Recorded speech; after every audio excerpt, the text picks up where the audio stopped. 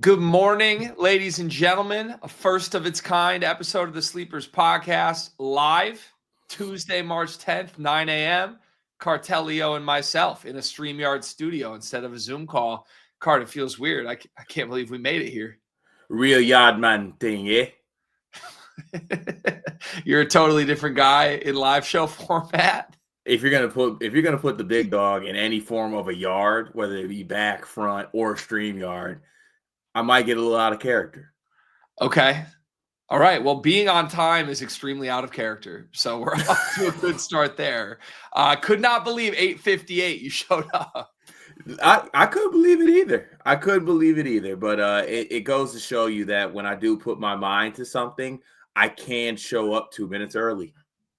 This is true. What do you say to the people out there that are now wondering if you could simply show up on time every day going forward? The thing about me is I think my ability to not be dependable keeps people on their toes. If they knew I was going to be there on time every day, would they still tune in? Yes. But in my head, it wouldn't be like that. Probably not. I mean, lesson learned from me. I feel like you made it look incredibly easy today. Live show definitely had, and it honestly wasn't as easy as you think. I will say that. I did kind of teeter a little bit. Did not make my coffee, so that definitely played a factor into it. But my second coffee, that is. But we're still here. Love it. All right. Well, let's set the stage for this real quick because this is an unorthodox format. Of course, we're live right now. We are live. We ran into some scheduling conflicts yesterday afternoon.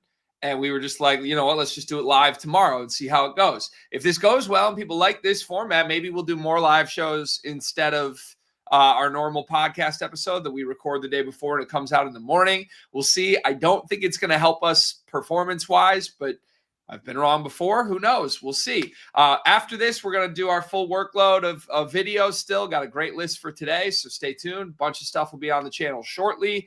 We will take some comments live from the chat. You can see chat coming up live on the screen right now. That's cool. And we'll keep an eye on those and respond periodically. And I think we have a bunch of Discord comments to get to from the weekend as well, since we haven't done an episode since the weekend. So quickly, let's just pulse check with the chat here. Wow, I didn't even realize you could click and like bring stuff up on screen like that. Games Guru says, I didn't always agree with you guys, but enjoyed your coverage. Thank you, Games Guru. I kind of want that on my tombstone. Honestly, yeah. Pat says, tuning in live from Tinker Coffee in downtown Indy. We're going to be there for the Final Four, I think, doing a show in that exact coffee shop. More coming soon. Big Ten champs by 4 games. Salute Chase T. You know what? Bring that one on stage. All right. You know what? Hold on. Can I bring things on stage? This is ridiculous. Bring that on stage and Wait, I'm sick. I don't have on stage ability. This is. Yeah, it's tough. That's tough. Somebody, one eye ear says, I love the vids, but I need more arguments. No, can't. Listen, I don't know why people think this. We do have like constructive arguments. Is that what it's called? Or like good dialogue? Good dialogue happens. Yeah. We don't have constructive arguments? No.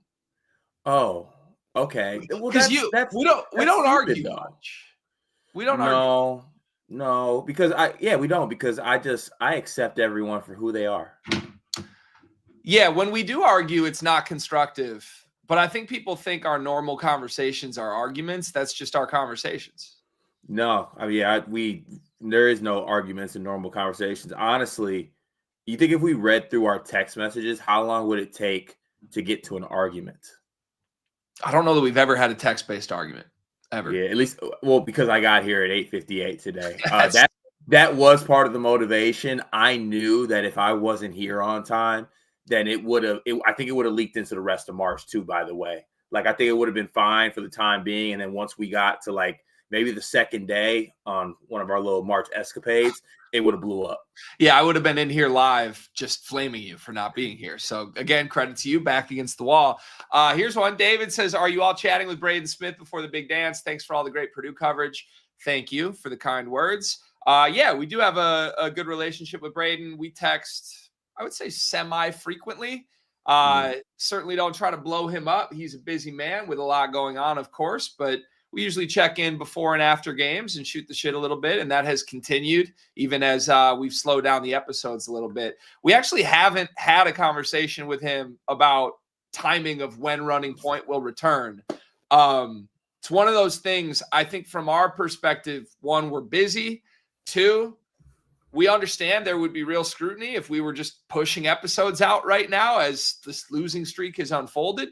And we really have not pressed him for any episodes whenever anything negative has happened with Purdue. So I think had they beaten Wisconsin on senior day, it probably would have been like, when are we recording this week? After a loss, we're kind of just letting it breathe. And if he wants to do it, he'll come to us. If not, we'll wait until we think it's a good time for an episode, if that makes sense. Yeah. Read the room, read the Mackey. Yeah. With that said, Braden, if you're listening to this, we're ready. Anytime. You say jump. I say how high above us. Just let us know. All right, let's go to the Discord next. You want to do all the Discord comments we haven't gotten through from the weekend? Yeah, let's go to the Discord. Please join the Discord. Discord is $9.99 a month. It's a great way to support Sleepers Media. Great little community in there. I must say, the team channel specific things I think are very cool. I feel like each fans enjoy that. You know what I'm saying? You can tap into different things on there.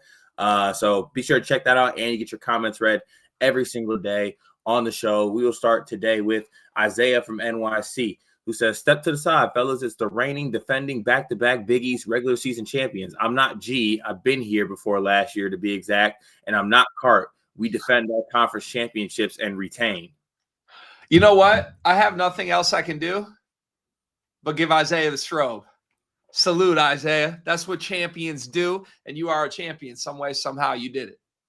Got it. So if there was an evil dictator that decided to take over the world, and what he hated most was teams that don't make the second weekend, Isaiah wouldn't be here. I would be here. Greg would be here. Isaiah would not be here. Now, hopefully he can join us. Once again, Big East champs. You know what I'm saying? Last year, RJ Luis was the player of the year. That worked out great. You got packed up by Trayvon Brazil and Tremont Mark. It's me doing a heart. Peyton loves us. I love you, Peyton. Damn, you make a good heart. I can't do that. Wait, actually, this is pretty good. That's a way better heart than my heart. Yeah. Yeah, but the thing the kids do nowadays is they do, they look, they do this, and it's automatically a good heart. I can't do that. I gotta use full hands. Anywho, Isaiah, clown ass MSU member name leak talks about my team. Make sure he put back-to-back Big East regular season champs when he talks about us. Hey, you know what? I'll actually give Isaiah that. They are back-to-back Big East champions. You can have that.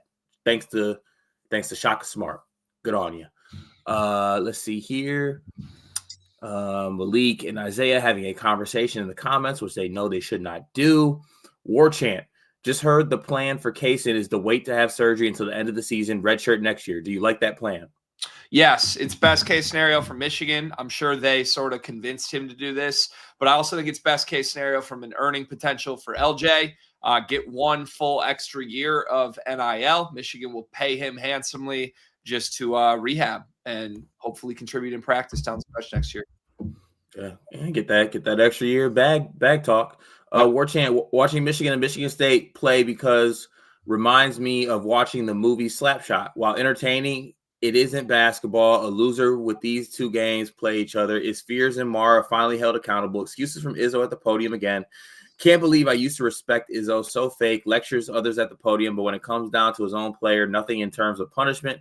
Izzo yelling at him is not a punishment. That's normal. Funniest part is Fears putting his hands up like he was caught by the police. Yeah, we've done videos on this. I have no additional commentary, but Tom Izzo's allowed to be petty. He's Tom Izzo. He's allowed to hate Michigan, be petty, take shots even after losses. He's a legend, and what makes the rivalry fun. Yeah, and I'll say this last thing on this war chant. If we had anybody besides Discord members as our backup PG, we might punish him. But we honestly, Fears knows he can't be punished. That might be the worst thing. Shout out to Carlos Medlock. Maybe him coming in will make Fears feel like he can be punished a little bit more. We just can't play Denim Wojcik, all right? It can't happen. War chant. It's been settled on the floor. Yaxel's Big Ten Player of the Year. Yes. Impact on both sides of the ball. Greg and I both agree that is yes. We have a full video on the channel discussing that, so go check that out. Malik, congratulations, Greg. Your team earned it. Only thing I'm mad about is Fears did that silly technical foul. It was a great game when it was just basketball. Appreciate that, Malik. It was a good game. I wish both of our teams would stop incessantly asking for reviews. That's all. And none of this. Malik, once again, give it to Greg's best player. He earned it. Does Fears make first team or second team all Big Ten? I would like to hear everyone's input, but Greg's especially. First team lock. I don't think there's any debate on that. The only way Fears would not get to the first team is truly if the coaches decided that they don't want to reward this guy and he's like a villain or something. But I don't think that's going to happen. I think most coaches love Tom Izzo in Michigan State. I am interested to see what the coaches' votes actually play out as. It's always interesting because I do think that you see certain people, obviously, and how coaches feel about them, and it can be different than how others feel about them. So be interested to see that. Those come out at 1 today, right? Yes, correct. All right, can't wait. There's some people in the chat here saying they know the awards results. I don't think those are formally out yet. We get copied on the emails when those releases come out. So unless you got some secret intel leaked, I don't even think anyone knows yet. Yeah, I'm glad I'm still on those emails. I remember I accidentally replied all on one of them with the LOL, but I unsended right away. So hopefully we're okay, dude. We're not doing this if you're gonna have the abuse. All right, any comment on Denim Wojcik being the only player with a plus against Michigan? How'd that happen? I don't know if that's even true. To be honest, I think that's not true. It is true. Is it? He was +3. No other Michigan State player was plus against Michigan. Oh, well, simple thing here. Plus minus is fake. It's fake. It's fake right now. That's what it is. Let's see. Moving on here. War Chant, postseason time. Predict the Big Ten tournament bracket for your internal sleepers prediction banner. It is important. Is it important of any teams likely in the NCAA field? I don't follow what that's asking. I think who's got the most on the line in the Big Ten tournament? It's got to be Indiana, right? Everyone else, I feel like, is kind of solidified for the most part, right?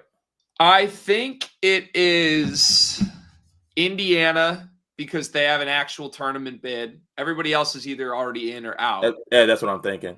But I think I made this argument on a different show yesterday. I think Illinois, you could argue, has a lot at stake this week because they got a draw where they are going to have to play Wisconsin, who beat them, and then Michigan, who beat them. I don't think Illinois vibes are all that great.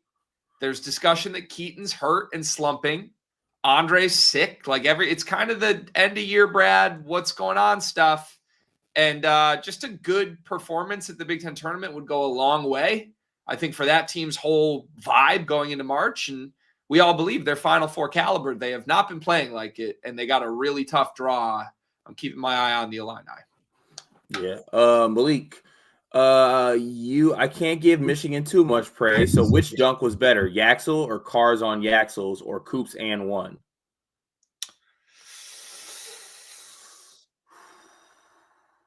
Yaxel's dunk was nasty.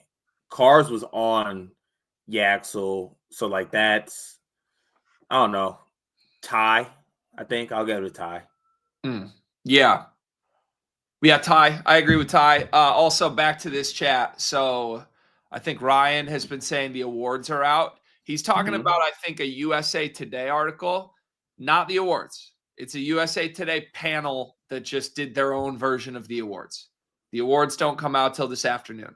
So there's a USA Today panel that said Fears and Wagler are not unanimous, or somebody's not unanimous.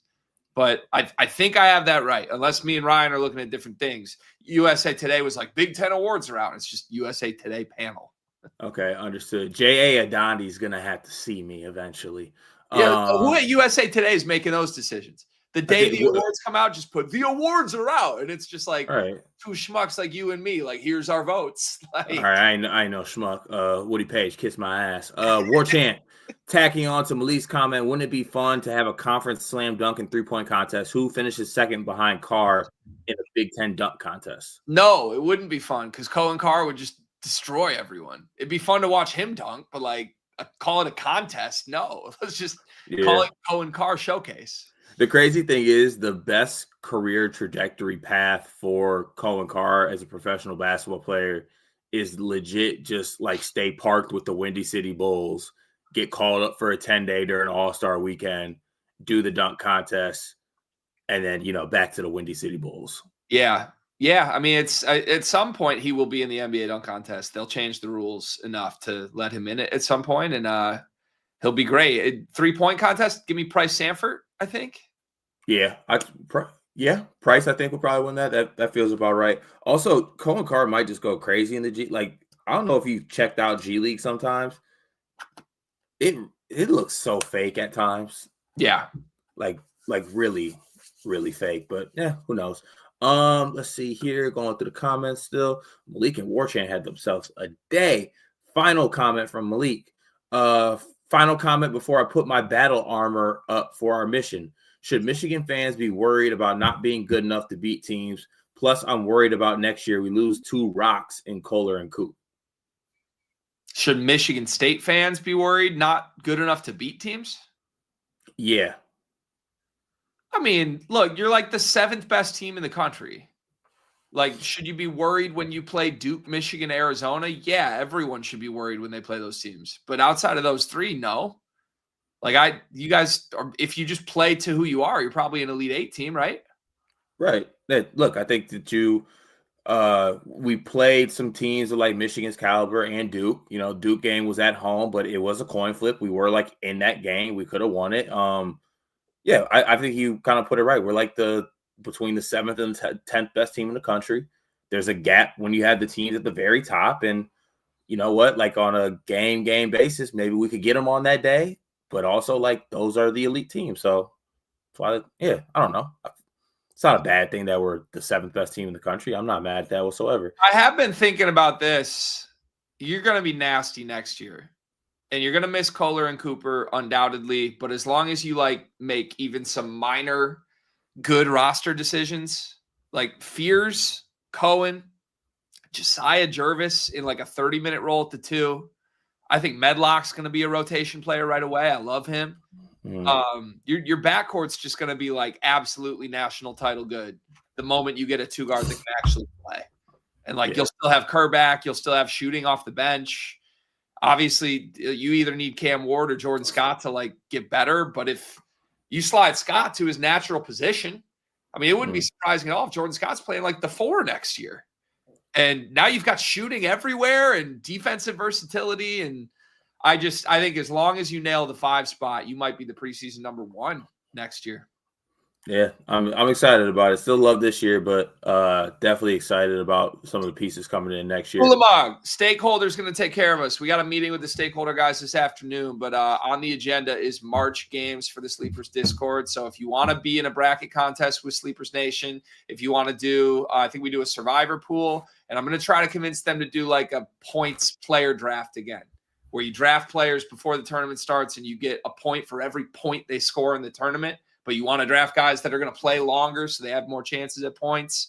I'm hoping we can do that. Stakeholders going to run it all for us this year, and we're going to have some prizes for people coming. So check it out. Got to be in the Discord to participate, but we'll give you that info as Selection Sunday gets here. Yeah, you heard it here first. Coy, get in the comments and make it about yourself. I think that might be a war chant. Sleeve Nash. Sleeve Nash. If you added Wemby to Iowa, would they make a Final Four? Yes. Yeah. Like undeniably, yes, right? I don't know because come on. No, okay, who's coaching? You do this with Braun and you say every team would win a national title. Okay, but not Iowa though. You don't think Bennett, Sturtz, and Wemby would win a national? It's Wemby. Yeah, but McCollum would turn Wemby into Alvaro Fulgaris. They would go undefeated. Bennett Sturtz would just hold the ball with 10 seconds left and then shoot it. They would get a stop every possession. It's Wemby. And Sturtz would actually work with Wemby offensively. They'd be a 5 seed. Sleeve Nash, do we bring back sleeve lines for March? Sure. Yes. Why not sleeve? You sounded so excited about that, Greg. Isaiah from NYC, as I stated, MSU ain't get back. Carter ain't outside. He hides. I could never be back-to-back Big East tournament. All right. That's it, Isaiah. I gave you your flowers. Now it's time to cook your little goof ass. I got something to say. If you throw my team in the Big East, we drop nuts on everybody. Y'all didn't beat nobody. Y'all beat UConn once. You over here parading around. You also scored 40 points in a 40-minute American basketball game. Y'all should be banished to the MAC for all I care. That's disgusting. How do you even – I wouldn't even want to hang my banner if I had a 40-point loss with 40 points scored against the one team with a heartbeat in my conference. Grow up. Good grief. Let's see here. Luxury Lettuce is comparing us to serial killers real quick. Wrong comp. Really bad. It's like a Mel Kiper level wrong, bad comp. Wayne Gate. Isn't that the hockey player?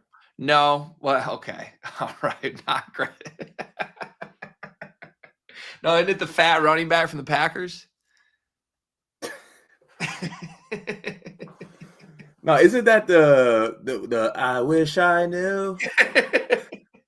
To be extremely clear about this, if Carter was a serial killer, he's absolutely Bundy.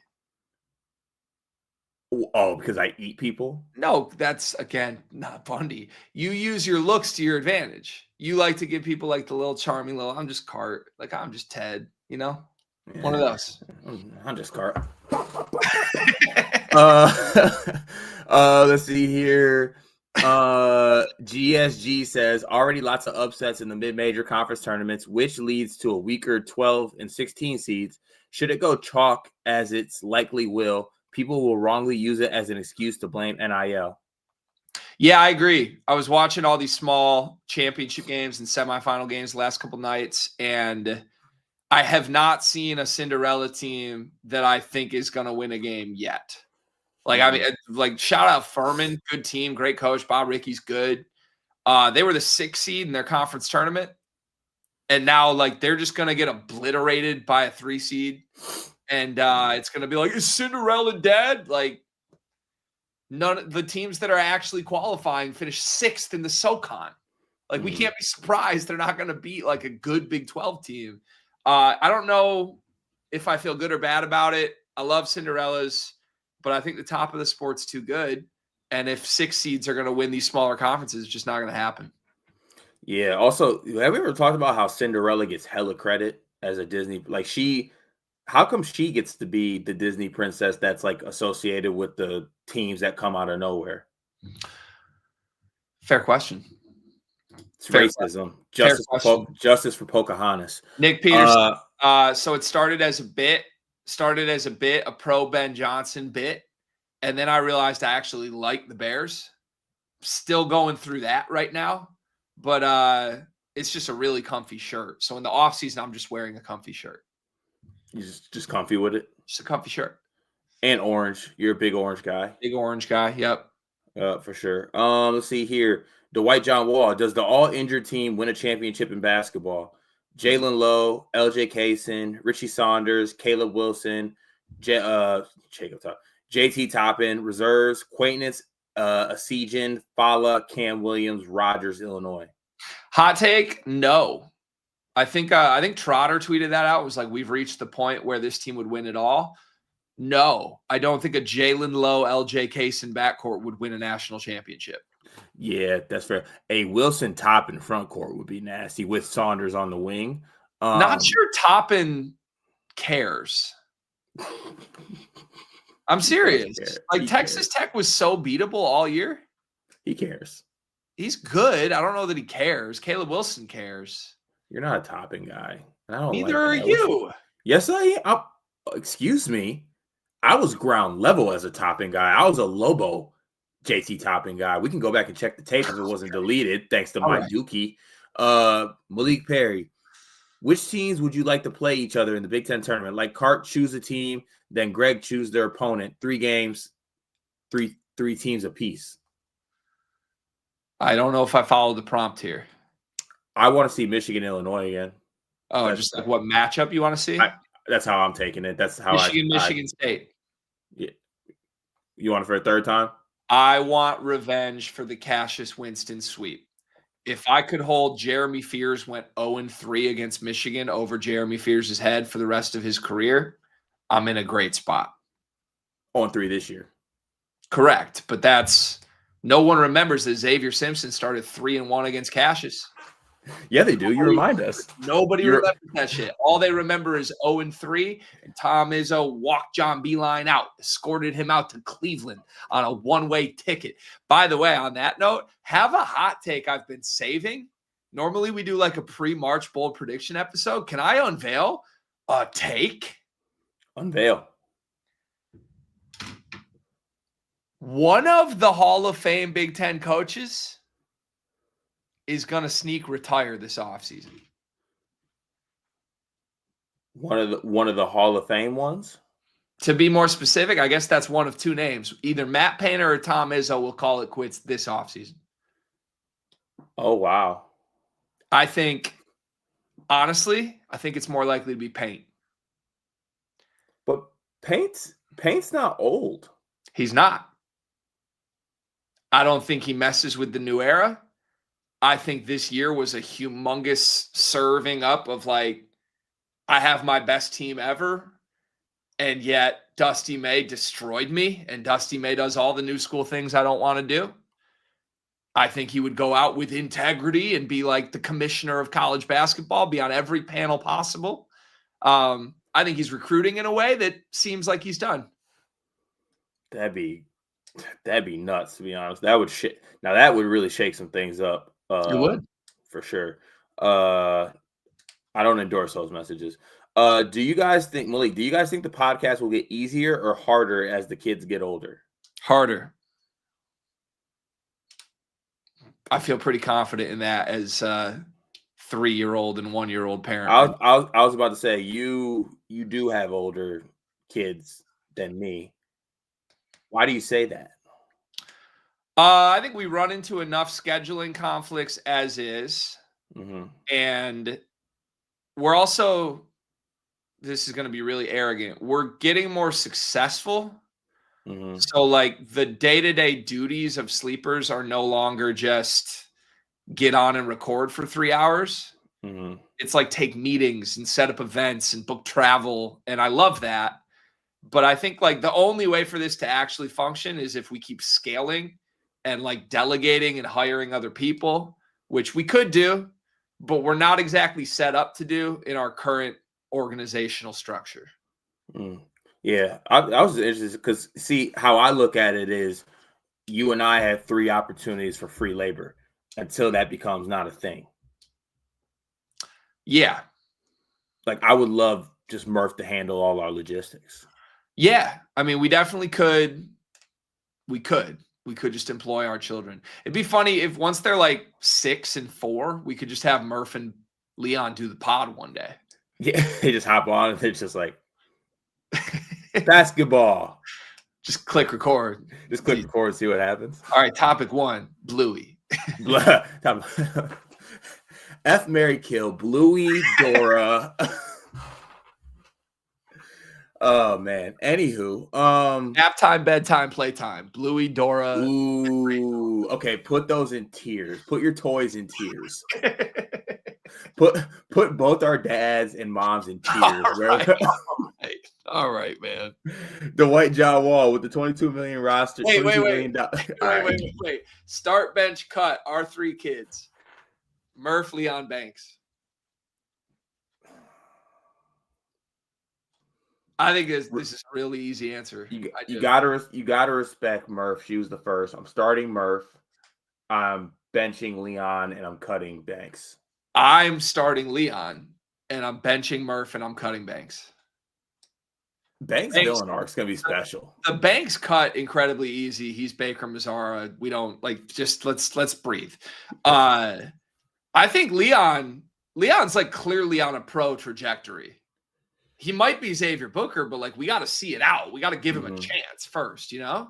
Yeah, definitely. It could go. Honestly, that's the 1 or 2 pass with it. But the thing is, Xavier Booker, back secured, right? Back secured, so it doesn't matter. And Murph is perfectly fine coming off the bench. She's a program girl. We're gonna be fine. Yeah, Leon would make a scene off the bench. So yeah, Leon, Murph, Banks. That's good, man. That's good management. With the $22 million roster being thrown around so much, do y'all think a number on how much you spend for any team will be said again? Yes. I don't think KSR can help themselves. KSR can't help themselves. I am starting to unveil a new theory, though, it's not even a theory. It's just something that irks me about new age in college basketball. We never talk about how much money the rosters that are doing well cost. You know what I'm saying? Like, I feel like right now everyone, like, this is an endorsement for Kentucky. Like, Florida's roster is expensive. Mm-hmm. Michigan's roster is expensive. Mm-hmm. Arizona's roster is expensive. Those guys spent money. Mm-hmm. Spending money is good. You just got to do it the right way. Kentucky spent the money. They just didn't do it the right way. You do it the right way, no one even brings up money. But all these good teams, their rosters are expensive. That's the way college basketball is. Get over it. I don't like talking in this tone, but I might keep doing it the rest of the podcast. Dwight John Wall. Why is it that Pope will keep blaming fatigue and never mention why we go down so big to teams? All right, you got to stop that voice. Okay. I can't even listen to what you're saying. Dwight John Wall. Why is it that Pope will keep blaming fatigue but never mention why we go down so big to teams in the first half? Easy, because that would take accountability. Because he's making excuses. Yeah. Coaches make excuses. He's trying to protect his players. Yeah, facts. That does it for comments today. Good job, comments. Great job. I'm enjoying the live version of this. I kind of like it too. But the thing is, I feel like if we do this, we're missing so many comments from like the actual live show that we don't give it the time. Yeah, I mean, more comments like this one. Yeah, but who is that in that? Oh, good God. I do want to address this one. Greg Carter 1v1, please. It's been a while since we 1v1'd. It has. I don't want those problems really ever again in my life. You are a demon. You're a great basketball player, and I have no advantages in a 1v1 setting on the basketball court with you. You are bigger, quicker, stronger, and you bully me, quite frankly. So my only way to beat you one-on-one is mental warfare, which it usually does work. You do it very well. I can get out to a lead by simply daring you to leave me open. But the moment every game you're just like, okay, cut the shit out, is I don't have an answer. Yeah, and I'll settle. I'll settle with the best of them. I love a good settle. During men's league last night, literally they were like, Carter, get a post touch. I kid you not, Greg, 2 steps over, half court, pull, hezzy pull, air too, all air, way short. Yeah. I mean, like, I can't help it. Have you ever seen MK, the like one-on-one hooper? Yeah, that's crazy. So take away MK's basketball abilities and athleticism and just take his verbal warfare. That's me playing you. That is very true. My only way to win is torment. And it has worked before, but I think I'm infinitely more valuable in a non-one-on-one setting. I'm just not a one-on-one player. I would like to somehow set up a game where like you and I can play on a team. I think you and I would be really good at 2s. 5-on-5, I know my role and I add value, big dog. I'm Jake Davis. There might be Stojakovic's that are better than me, but they ain't better for the team than me. And I will, any possible shooting contest I'm winning. Yeah. Yeah, that's fair. All right, that does for the comments today. Great job, comments. Kind of bummed we can't be like, let's get to the topics and then break like we normally do. I think we just go to the topics. Okay, let's get to the topics. Winners from the season. Same way we do on Monday episodes all the time. I want to come up with 10 winners, but it's looking at the season as a whole in college basketball up until this point. Do you want the first pick or the second pick? I'll take first pick. Go ahead. I'm going to go Darius Acuff, winning SEC Player of the Year, Freshman of the Year. And I got to add to this. There were a bunch of other guards that were discussed before Darius Acuff. And you get to the end of it, and I think he's the best of the bunch. He's the best of the bunch. He's efficient. We had that conversation about him possibly being a volume scorer. No, he's just awesome. He's awesome, and it was good to have a good old-fashioned Cal guard instead of like, remember when like we were like, oh my God, look at Dillingham and Reed Shepherd. Now we restored that feeling a little bit. Darius Acuff is one of those ones. And yeah, to win SEC Player of the Year and Freshman of the Year in a year with all these guards that are in this conference, easily a winner for me. It's a good one. I don't think it's the number one because the number one should be Cameron Boozer. Good one. I think it's Boozer. I think Duke clearly proved themselves to be the best team. Shire arguably proved himself to be the best coach. But the more surprising thing than just Duke being great is that over the course of a 30-game season, Boozer ran away with National Player of the Year. Yeah. Like, National Player of the Year hasn't even been an argument. It hasn't even been a discussion for 2 months because Boozer's just that much better than everyone. And that was before they beat Michigan and before they won the ACC by 3 games. Like, this has been an all-timer season. By every quantifiable measure, he's been better than Cooper Flagg was. And meanwhile, the guys who are going to go over him in the draft have hella issues. And he is just living up to the whole he wins mantra. I think Cameron Boozer is the biggest winner of the college basketball season. It's a good one. It's a good one. Who do I want to go with next? I love a good storyline. I'm going to go Merez. Merez transfers to his foil, his foe, his rival, whatever term you want to use in this case. He does everything that he talked about. He plays in a system where he improves. He is the heart and the soul. And I know Yaxel is the best player, but to me, Merez is everything for that Michigan team on the best team. One of the best teams in the country. They win the Big Ten, 19-1, historical Big Ten season. And Merez was at the center of it after leaving Illinois saying they're not using me correctly, basically. Yeah. Okay. I am going to double dip then because I think Dusty May has to be on this list as a winner. As much as I like singling out Merez, I'm always going to support that conversation.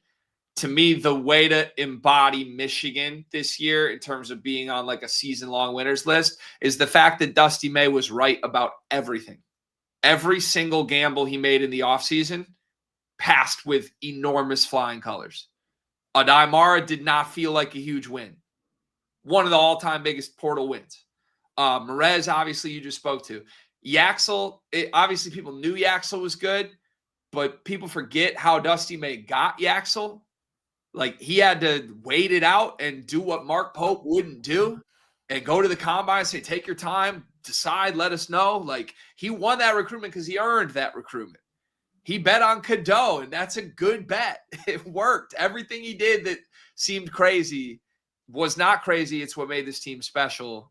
And he's wanted the smoke every step of the way. He made himself a meme at the Michigan State game. He's just kind of repeatedly been the story of this Michigan team. Yeah, that's fair. You want to put it in the bucket. I want Merez to get his love solo though, for what it's worth. Who else do I want as a winner this year? Am I allowed to let personal bias seep into this? Card, I'd be upset if you didn't. Okay, there's nothing that irks me more than a player that gets hyped up about having a sophomore year breakout and then that sophomore year stinks. So I want to give love to Christian Anderson because there wasn't a breakout player of the year list that you could look at where they weren't mentioning Christian Anderson. And, even when Toppin went down, he has just been incredible this season. I honestly feel like I know it's a really good guard year, so sometimes it gets thrown to the back a little bit. But if it wasn't such a great guard year, I think like Christian Anderson would be a unanimous first-team All-American with his play. Yeah. He averages 7 assists a game. He's scoring around 20 points a game. He's efficient from everywhere. He's just an unreal guard, and I just want to make sure he gets his flowers because, like I said, there's nothing more annoying than the person that you want to break out and everyone picks. Like, it's the fun pick to do, and they're waiting for you to fail, basically. And he was above and beyond what I thought he would be, to be honest with you. Yep. All right. I am going to follow my theme here. I gave someone from Duke as my first answer, someone from Michigan as my second answer. I think the story this year has been there's 3 elite teams, and I'm going to go Arizona as my third winner. And I'm just going to call it Arizona. I think you could call it Tommy Lloyd. I think you could call it specific players on this team. But even more so than Duke. Duke, the story is Cam Boozer to me. Michigan, the story is Dusty May. Arizona, the story is all of it. Like, I don't know that there's a team better constructed, more fun to root for the fans than this one. Like, in all ways, you've got vets that have been there 4 years. You've got transfers that stayed for an extra year. You've got freshmen that are elite that don't get as much love as they should. You've got the Big 12 player of the year. You've got an elite defense. You have the same record Duke and Michigan have in a more difficult conference, I think, than both. They started the year 23-0. I think they were the story of college basketball up till that point. They rebounded really nicely after the 2 losses, and really games against Houston and Iowa State weren't even close. So if there's a team that was the story of the sport this year for me, it's Arizona. Well, I'll take this chance to bring it full circle. Todd Golden. Championship hangover is real. And it looked like it was maybe setting in to start the season, but I think he's really turned around. He had to replace a lot from last team. Like, I know that they got the front court back, but Walter Clayton was an All-American. Elijah Martin was an elite glue guy. Will Richard, also an elite glue guy on that basketball team. And it looked like the experiment might not work out. They lose Denzel Aberdeen. They bring in Boogie Flan, Xavier Lee. Those guys struggle early. Florida runs through the SEC. They dominate. And I also think, like, one thing they don't get credit for is Florida players from last year got better, and also players in season got better. Like, so shout out to Todd Golden and his staff, I guess. Like, Xavier got better during this season. Boogie has improved. Chinyelu has just become like one of the biggest monsters in college basketball. Thomas Haug is stepping up in his role. Condon's still good. I just got to give a lot of to bring the dominant team thing here full circle. I'll go Todd Golden. You closed the loop. You get 2 thumbs up from me. Golden was on my list. He was going to be next up for me. I'll just move down my list to 1 spot. Real quick, shout out Iowa Boiler. Yeah, we could be here. We did save the Big Ten. Never forget, we literally started a movement, said save the Big Ten, and just ripped off back-to-back championships. We're not there yet. Okay. All right. You got to win the Big Ten tournament. Sure. Yeah. Joel nailed it. My next winner is Keaton Wagler. I think he has to be. I don't know how you don't put Keaton Wagler on this list in the most loaded freshman class in 20 years. One of the top 5 freshmen is a freshman no one even saw coming. And I understand Illinois insiders saw him coming. Don't get me wrong. If you follow Illini Inquirer, they reported that this was coming. We made fun of it. We're losers for not believing it. And I'll never forget, we watched the exhibition. He looked scared. He was like shaking in the corner the whole exhibition. I'm like, this kid cannot be what they build him as. And then a week later, he had like 24. And it's just like, where did that come from? He's been so fun to watch. I don't know that I've ever seen a freshman guard this good in Big Ten play since, I don't know who, Trey Burke probably. And he's the reason we believe in a March run for Illinois. Yeah, it's a great pick. Do I have one more? We both have one more. Oh, we both have one more. Okay. Oh, a lot of winners. Really good year. I want to make sure I don't leave anybody out here. College basketball as a whole could be a winner this year because this was a really good year. It is. I want to end with like Carter, so sneaky, mysterious, low, like, you know what I'm saying, low pick. I want to give a shout out to Jay Lucas in Miami. Because when I saw that roster to start the year, I'm like, this guy is building a roster around Trey Donaldson and Malik Renew. That should go extremely well. And Ernest Uday, that should go really, really well. And the fact of the matter is, like, in a conference with like a bunch of new coaches, like Will Wade was to talk with NC State. We'll get to him, by the way. Virginia, Odom, he's been really good this year. Jay Lucas leaves a situation in Duke, kind of gets a little bit of like crap for it at the same time. Still makes it happen. I think they've had a great year. They're a fun team to watch. And I'm monitoring Jay Lucas moving forward. Like, I think if he can make the right moves, him doing this in year 1 with this roster, which I was like, I don't really know how I feel about it. I feel like he's done an incredible job, an underrated job. I like that shout. I think I'm going to follow that one in nature in a second, but quick honorable mentions for me. Miami of Ohio, they actually went undefeated and they closed the regular season flicking off the opposing student section saying, fuck out of here, shut the fuck up. Crazy. I love that team. I have to honorable mention Bruce Thornton. Bruce Thornton made the tournament and was genuinely brilliant down the stretch. I can't believe it, but he was. Ow, that hurts. College basketball as a whole is my third honorable mention, and my final winner, 10th on the list, Virginia. You okay? That wasn't supposed to come. Oh, I don't know. That's supposed to go in my eyes for real. I got Virginia as my final winner card. I just want to bring everyone back to where they've been for a couple years here. Tony Bennett was a great coach. Tony Bennett also put out the most disgusting brand of basketball anyone has ever seen that isn't watching Ben McCollum. It's terrible. It's absolutely terrible. Then Tony Bennett leaves them in the middle of the night, and Ron Sanchez takes over. And Ron Sanchez led them to 15-17 last year. You're telling me Virginia hires this mid-major head coach and he just immediately spits out 27-4? Yeah. And no one's talking about it? Yeah. It's an amazing year, man. It's absolutely an amazing year. And I think it is a great time to be a Virginia basketball fan. Good deal. There's our winners. All right. Should we do losers next? Yeah. Okay. We're looking for 10 losers from the season as a whole. I think I'm first here. Does anyone come to mind to you immediately? Because I'm kind of scared at the name that came to mind to me immediately. Oh, yeah. This came to me a week ago before I knew I was doing this segment. All right. I'll lock in, G. Mark Pope. Mark Pope has to be the number one loser of the season. He had the most money to spend. He spent it how he wanted to spend it.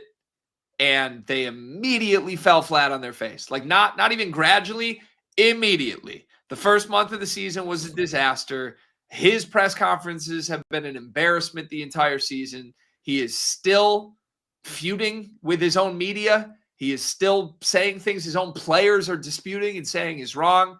He has to be the biggest loser of the season. It's a good pick. It's a good pick. My number one overall in life, William DeMar Wade. Come outside, you McNeese LSU fraudulent human being. Now everyone can pay people, Bubbas. Look what's happening. This ain't the Southland, big dog. You're in the ACC now. You paid for Darion Williams and talked your big shit about getting Ben Allen Lubin. You felt great about it. And yes, that was really, really cute that you beat Kyan Evans in the walk-ons and Zayden High with UNC. You didn't beat him the first time. Your team stunk. You call out your players every press conference you go at. Your players look like they don't want to play for you. But yeah, everyone be worried about the big bad Will Wade. Just wait till he gets his recruiting class in. Ron Rippey's a serious hooper. You lost him. That's a bar. You stink. You play unserious basketball. You're an unserious basketball coach. And no matter how much the media tries to prop your misshaped ass up, you will not trick me. Yep. That's a bar. I have no rebuttal, unfortunately. That's a bar. Okay. Yeah.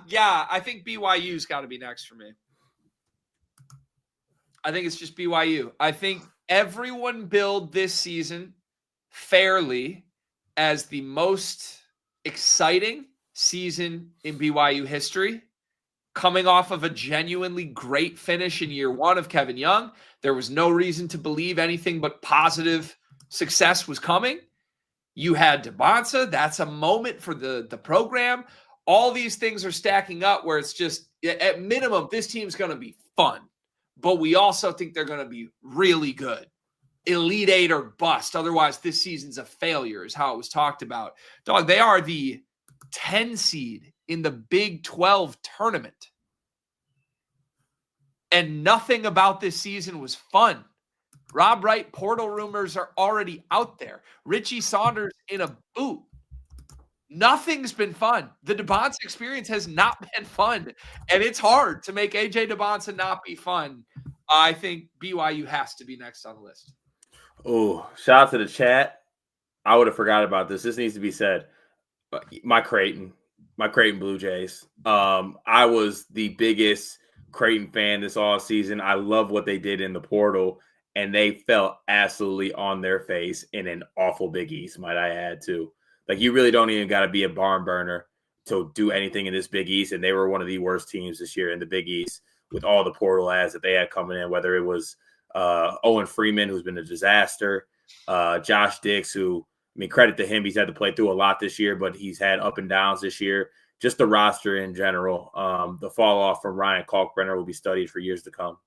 All right, I want to build off that one. The Big East as a whole. Big East as a whole has to be on this list. I think, St. John's is good. They are the 21st best team in the country. And they just won this league? What? Let me run that back. Like, here's the teams around St. John's on KenPom. Virginia, St. Mary's, Wisconsin, Iowa. And they won the Big East, man. And it makes sense because the rest of this league is that bad.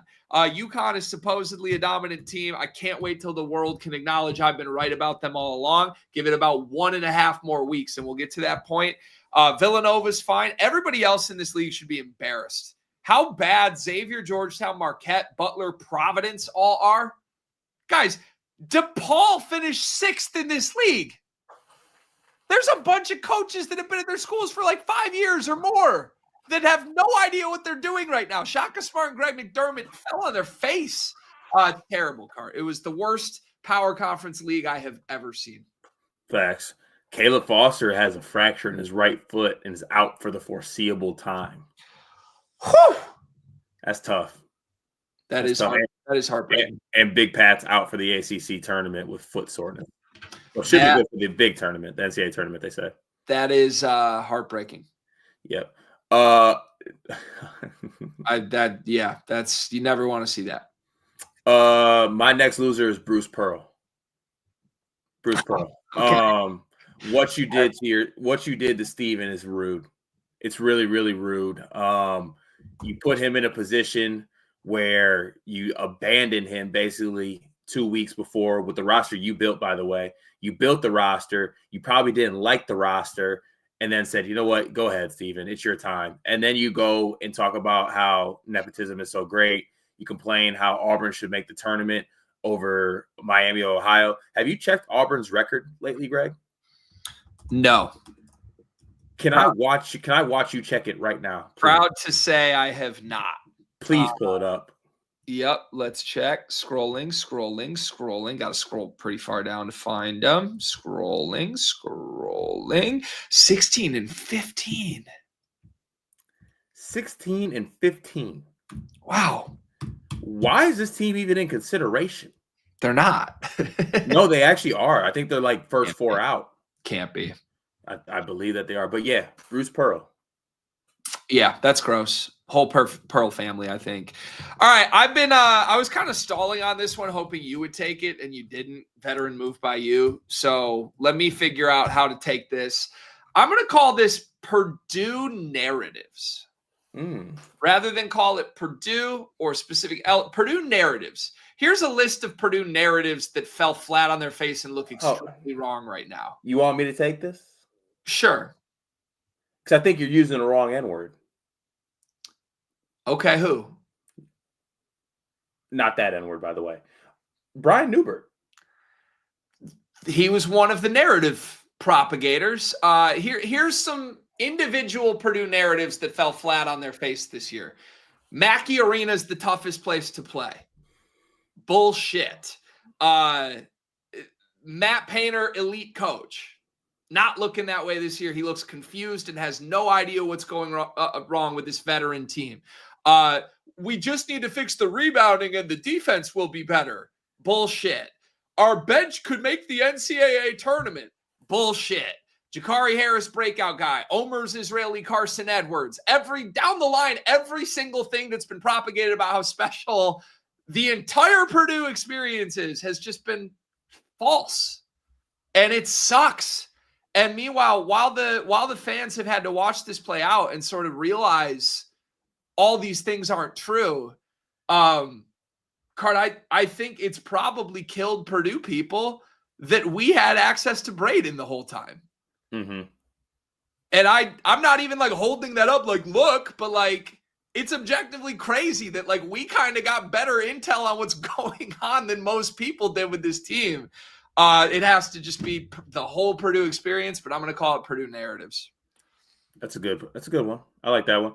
The Big 12 awards committee is my loser.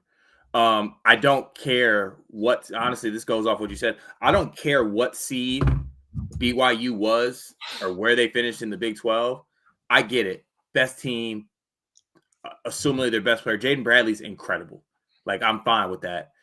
AJ DeBonta was the player of the year in this conference. I don't know how he doesn't win player of the year in this conference. He leads Division I in scoring. He's averaging, I think, like 6 or 7 rebounds a game. I just don't know how you slight him for Big 12 player of the year. I think he was the easy choice. Yeah, I want to say my thoughts. We're going to do a different video on the channel on Big 12 awards later today. So I'll save my thoughts for there, but good one. All right, my last loser. Let's go Maryland. Maryland next, because Kevin Willard left y'all in the middle of the night. And we were like, oh, this is a blessing in disguise. Kevin Willard's a bad person. It's going to be a breath of fresh air. Buzz Williams has a high floor at least. Like, everything will be fine. This was the worst Maryland season that I can remember. They went 4-16 in conference play. They've won 6 games since the beginning of December. Buzz Williams doesn't meet with the media ever. He won't tell anyone what's going on. He's not personable. There's nothing you like here. Darius Adams got worse as the season went on. Everyone was hurt. Dickie Coit's like 4 for 50 from 3 in the last 2 months. And oh, by the way, Kevin Willard's still really good. And Villanova's winning hella games. And Kevin Willard's right. Damn it. Kevin Willard was right, wasn't he? He was, and that sucks. It does. You have one more loser.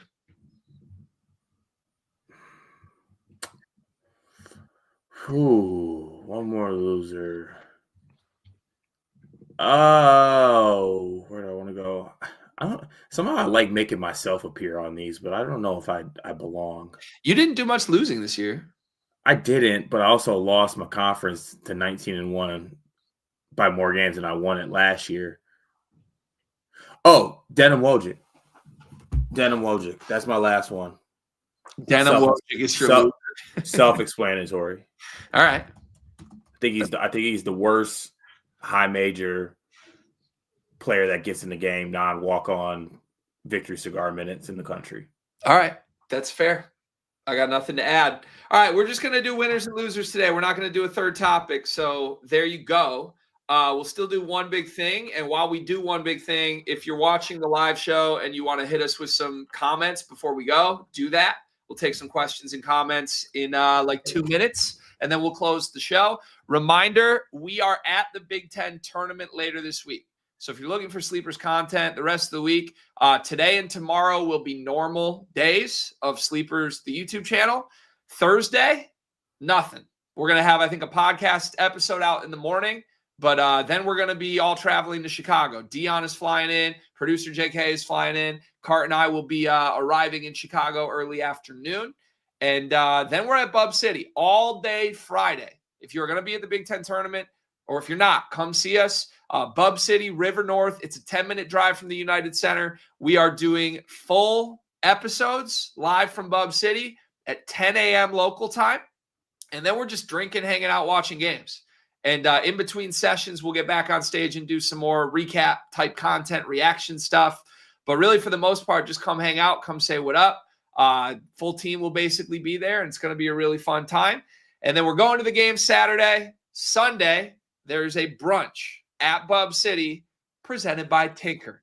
Tinker coffee will be served in Bub City, and we'll do like a little mimosas with Sleepers drinking morning episode recapping everything from conference tournament week. So come see us. We would love to see everybody there. Should be great. Ulamog wants to know, when is Riley flying into Chicago? Riley will not be flying into Chicago. Riley was ruled out for this. Riley was also ruled out for the Final Four, and he also ruled himself out for the first, second, third weekend as well. Riley, this is not a joke, called me to tell me he can't make it to the Final Four. He can't make it to Bub City. He basically can't make it to anything. But he wants to do more with Sleepers. So I was like, hell yeah, brother. When do we start?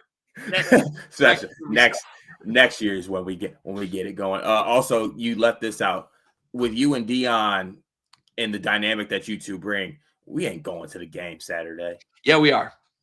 Okay. It'll be Michigan, Illinois. Okay. We're going to that game. Okay. It's St. Patty's Day in Chicago, though, isn't it? I know how you two are. Cart, by the game, I mean the United Center bar. The special. It's a great spot. It's a great spot. Okay. All right. One big thing presented by Tinker, 15% off, promo code sleepers with tinkercoffee.com. What's your one big thing, Cart? My eye stings. Be careful. You can overbid it at times. I went too far with the bit right there. I was trying to act like I was cleansing my eyes by fake putting eye drops in my eyes, but it wasn't eye drops. It was saline nasal spray. And it got in my eye and it burned. And I think I'm okay. There's nothing on here that says, like, if this gets in your eyes, go see a doctor or anything. But also the ingredients don't look very eye friendly. So if I go blind, then we'll have a jumping off point on the cause. But don't put nasal spray in your eyes. I mean, at the risk of harming your personal life for decades to come, you going blind would be a pretty great content bit. Okay, so really quick story here. This is why we can't do live shows, because I'll get the going. And I'm sorry if this is offending anyone in any way, but I went to a bachelor party in Scottsdale, and we did something stupid where everyone just has to do something for a whole night and like basically carry a bit throughout the day. And the bit was that I was blind. So I literally just wore sunglasses all day, and I walked around like just acting like I didn't know what to do. I was running into shit, and people like it was actually kind of nice because people like really started like taking care of me, kind of like I was in the club with it, and everyone's like, let him let him go to the bathroom, he can't see. And I was like, yeah, just giving thumbs up to the wrong person. Like I was pretty special. Stevie Wonder Bread. Yeah, for sure. Yeah. All right. Very nice. My one big thing. You're white as Wonder Bread. Shout out the sun. I see you peeking around the corner. Oh. You dipping your toe out a little bit, son. People think the sun is my nemesis. Historically, it has been an op to me and my family. But yesterday, I got to say, the sun was the star of the show in this household. It's been like 20 degrees. We've been cooped up all winter. We've been going to indoor play places. Yesterday, it hit 60 degrees here in Portage. And Cart, the kids, the family was outside with it. Murph was just running around. Like, she's at the age, I didn't think I realized this. Last year, Mal was pregnant at this time, like 39 weeks pregnant. So even when the sun started coming out, we weren't going like outside. We were dealing with about to have a baby. This year, Murph's old enough that she just wants to like go play outside on her own and just do whatever fun stuff. It's awesome. Like, as a dad, when they're inside, they just need like full-time attention. When they're outside, it's just like go play outside. Yeah. And I've never seen Murph have so much fun. So shout out to Son. I'm excited for summer officially. Yeah, I did the same with Leon yesterday. It was perfect. Just let him run around. He had his little car or whatever. He just, we got the fenced in backyard. So he was just having a good old time back there, running around with Pierre. Just had a good old time. It was great. Big time. Did you hit the range yesterday? No, but the course is open. Ooh. My brother-in-law was playing 9 and hit me with, can I get a cocktail at 2? I said, sorry, I'm on my 15th video of the day. Wow. Tough. All right. Quick comments. We said we'd take a couple questions before we go. Connor Lamb says, not possible to do too many bits. I agree with that. I don't think Greg does. I'm pro bit, but I do think you can hit a bit limit. I don't. I think you can hit a bit limit. Are you saying that it could possibly be a bit too much? Very nice. Ulamog says, no morning after today. I'm going to read you word for word what our producer told me last night. He said, morning after canceled for tomorrow, so feel free to cook past 10, by the way. I said, what happened? He said, Dion can't. He has a work thing. Plus, with me having to post audio and clip the segments, I wouldn't even be able to start till like 10:30. Plus, nothing happening anyways tonight, so we coolin'. Cooling. So good thing, just so we're aligned on this, it is the historically busiest week of the season, our best performing content week of the year for 4 years running. And our producer says, quote unquote, nothing is happening. So we coolin'. I love that we have a company that makes it conducive for everyone just to tell their bosses no. I mean, we have crafted an environment where everyone is just like, yep, not doing that. We're fine. And I'm just like, okay. All right. Meanwhile, like, here, let's go to Bub City. And goddamn, man, it's tough. What else do we got? Drink of choice. Oh, easy curly for me. Tequila Reposado. That's a starter. Then I'm going Barrett's sugar-free ginger beer with a squeeze of lime in there. And then any sugar-free drink of choice. No hangovers, delicious. And also, like, if you're trying to hit those get fit goals, you can still enjoy a beverage. Any form of that right there, that's what I need in my cup at all times. Yeah, good. Fine American Pilsner in my hand, and I'm happy. I am Jack and Diet if I'm drinking liquor. I can drink like 15 of those and function. Sure. I can. Last time you had 15 of those, you yelled at Chris Collins for not flying private after his contract extension. No, I had 17. We were overserved because the layover killed us. Layover, bow, and locks. Led to overserved. Cart would be the best guy to have on a bachelor party. Can confirm. He is an absolutely elite asset to any setting where there are roughly 6 to 10 men. Yep, a special. Like put me with 6 to 10 men, preferably around a body of water. You got special. Like just that with a pontoon. Sign the cartel up. We had a boat at my bachelor party, and just not kidding, Cart was dragging the boat. He literally went out and dragged by rope the boat like half a mile in the water while wading through the water. It's crazy. Special. Greg, can you touch the backboard? Yes. That's so disrespectful. Barely, but yeah. That's so disrespectful. People got you messed up. I don't blame him. Okay. Are we good? Let's see. Someone says go to Billy Goat Tavern. It's like going back to the future, best 80s style burger bar. Actually, okay. I like a good burger. Hate the 80s. Yeah. I've heard of Billy Goat Tavern. I don't think I've been there. Sounds great, but it's Bub City with it. Yeah, it's Bub City with it all week. Just one home base. It's Bub City with it this weekend. Will we see the vlog this time? Cart, do you think we will see the vlog this time? Yes. Really? Yes, because we dropped a bag on equipment. Yeah, we got legit set up stuff, vlog camera. If we actually don't get it, JK will be fired. Okay, I'm glad that's out there. Because I can only do so much, man. I've begged. Yeah, you have begged. I've begged, like the camera's nice, man. Yeah, I saw we got some real equipment, so I'm excited to see how we can't figure out how it works and how we let everybody down. Rickus Morty says, if we were at senior night, Braden, that would have made up the 4-point difference. Do you think Purdue would have won if we were at senior night?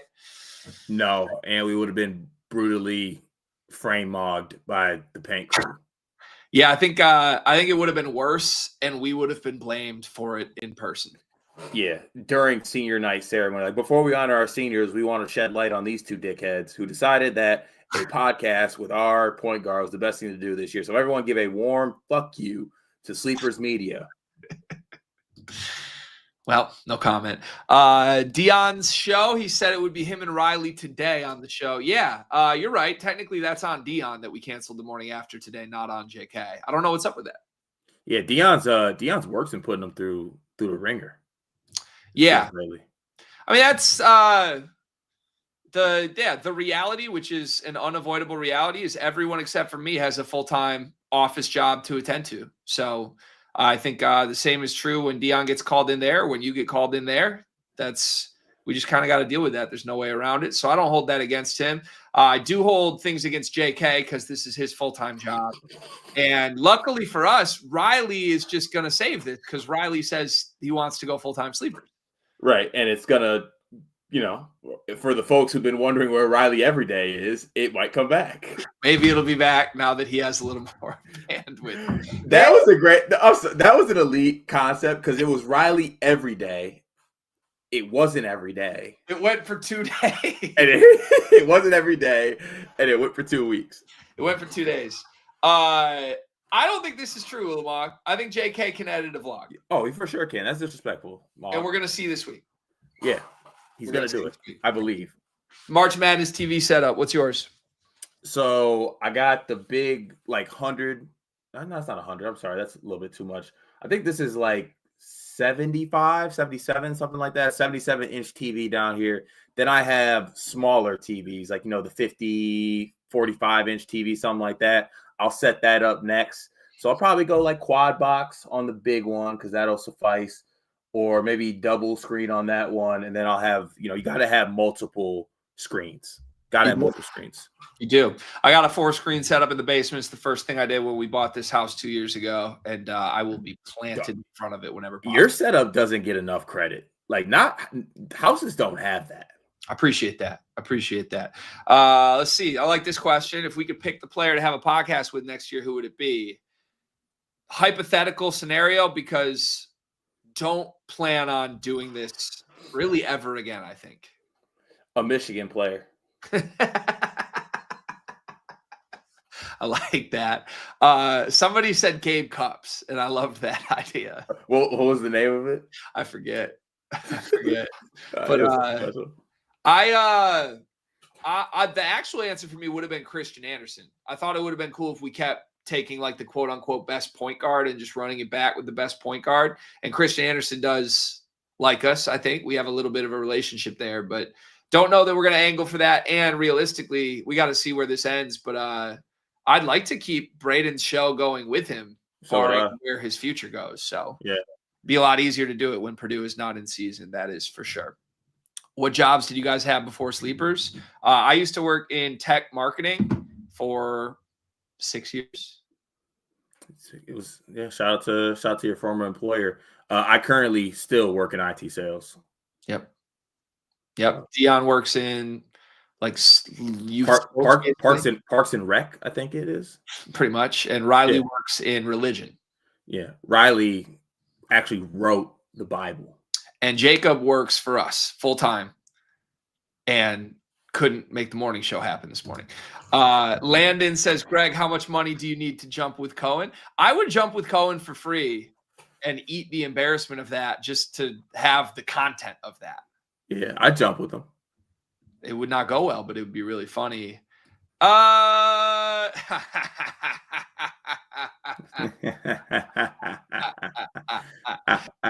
Kelly. No, hold on. Go back to that comment. Go back to that. Pull that back up because I got something for you, Kick C. Boy, I'm about to gun you down. Your chain, your neck's turning green from that chain. You look like you're trying to cosplay Jack Doherty. You look like you got a kick account with 7 viewers. All right, leave my point guard alone before he kicks you next. That's great. Card has another job. Card is genuinely the hardest working person I have ever met. Right. But fake hardworking. But the actual work you do, I don't think is all that hard at either. Mm-hmm. But you work more than anyone else I've ever met. Yeah, just a typical cart. Just cart. It's just cart. Just cart my way through life. It's just cart. You do not get enough credit for how hard working you are. Kick said I got 11 Twitch viewers. I'm sorry, Kick. I don't want to personally attack anyone. That's just jokes. Ryan Hammer, yes. We keep dropping the ball on Hammer because we're really busy right now. We run out of time on the days we're supposed to be doing social stuff with Hammer. But yes, that is in the works on an ongoing basis all the time. United Nations with David Merkovich. Be pretty good. Yeah, people really want a Merc pod, it says. Yeah. I wouldn't be able to do it. Yeah. Is this the guy on Twitter who's always trying to get me to admit that I didn't go? I don't think so. No. What's his This name? is a genuine one? I think it's a genuine one. Okay. I was an advertising major after being an English major, after being a journalism major. And I lived in Brody dorms at Michigan State. Yeah, you're built like Jamel Hill. Jamel Hill is the one who convinced me not to go into sports media. Never forget. She literally came to a lecture and in a room of like 150 guys was just like, if you don't want to cover girls volleyball in bumfuck Minnesota, this ain't the career for you. I got up and walked out the class and changed my major to advertising. Heard you, Jamil. Ridiculous. Who would win in a fight? Jeff Goodman or Braden Smith? Hi, Dougie. Oh, Mr. Tutter. Braden. Braden would destroy Jeff Goodman in a fight. Easily. Just destroy. The lore. Adam wants the lore of, where is this? I keep clicking the wrong comment. Yeah, I don't hide this. I suck as a person. I went to Michigan State, and I'm a Michigan basketball fan, but a Michigan State football fan. Do you want to tell the story? You've heard it enough times. You could tell the story. I just think it's funny when people first come into it, and it's like we still get YouTube comments nowadays. So wait, Greg went to Michigan State and is a Michigan fan. Like after all this time, it makes no sense. I should be hated for it. I 100% should receive criticism and hate for it. No, I tried to switch over to being a full-time Michigan State fan. Absolutely gave my heart and soul trying to do it. I got into Michigan and Michigan State. I do feel like that's an important note to add because sometimes it's like, well, I just didn't get in, so now I'm a Michigan fan still. I got in. I visited Michigan. The people were assholes. They were all like, it was a super arrogant tone to the whole visit. It sucked. I went with my dad, who's a Michigan alum. He's the reason I grew up a Michigan fan. And my dad got in the car with me. It was just like, you can't go here. Like, that was a terrible visit. And then we went to Michigan State, and it was an amazing visit. Great people. Had a time of my life. Ended up at State in the I-Zone my freshman year. Problem was my freshman year with Trey Burke's, Nick Stauskas national championship run. So at that point, I had been 20 years of Michigan basketball, never experiencing success once in my life. And I was supposed to abandon them the year that they had their best team ever, the most fun, most lovable team. I just couldn't do it. I tried. I really did try. I went to that Michigan State game in the Brez that year. Michigan State beat them in the Brez that year. And I just couldn't root against that team. So, yeah, I did get there with football, thank God. And I feel like at least I wasn't like bandwagoning the good teams. Like it would have been worse, I think, if I was a Michigan football fan, Michigan State basketball fan the whole time. I kind of brought more misery on myself by flipping that. But I just loved the Beeline era so much, I couldn't shake it. Yeah. I mean, also like your family likes Michigan football. So you kind of don't hate Michigan football, though? I like to see my family happy, man. Yeah. I'm not like preying on my dad's downfall, you know? You're better than me. Yeah, that's how it goes. Let's see. I think that's everything. Buzzer beater, last chance for anybody here. I don't get it. Greg went to Lansing Catholic. Do we dox ourselves by saying like everything about our lives? Is that what doxing is? Kind of, yeah. Okay. Maybe I don't want to do that anymore, I don't think. You don't want to dox yourself anymore? No. We are too open about everything, I think. Yeah, but even though one good side of doxing myself, I do have those moments when I am walking where I live at and I will randomly run into people who have watched Sleepers. That's always a cool experience. That's cool. You get that way more than I get that. You've gotten that though, right? When I go to games, yeah, it's great. People come up and it's awesome. Like just in town, never. That's bullshit to me. Never. That's not crazy. Yeah. Dougie, I do owe you a picture. I'm supposed to replace this with some Dougie picture. This offseason, Dougie, does that work? Dougie, I don't mean to put him out there. Dougie, he contracted me for photos. Of what? Of something to put behind you. What? I don't even know what we're doing at this point. I guess we'll see. All right. Well, Keep me posted. I will pay up on that bet. That's an easy bet to pay, but not until LJ Cason's season ends, because this is the season for LJ, and I have to pay tribute to that. Speaking of pictures, thoughts on Cohen? I mean, first and foremost, pause. Pause. But yeah, it's really tough. Really, really tough. Really tough. Yeah. But yeah. I like the. I mean, it seems to be well received on Michigan's team. They love that pick. I've seen it everywhere. Yeah, I love the pick. You kidding me? Should we not love the pick? No, you should. You should. All-timer pick, my brother. All-timer pick. I think that's everything. Adam says bringing back the Draft Live show. Yes, we want to do draft content every year.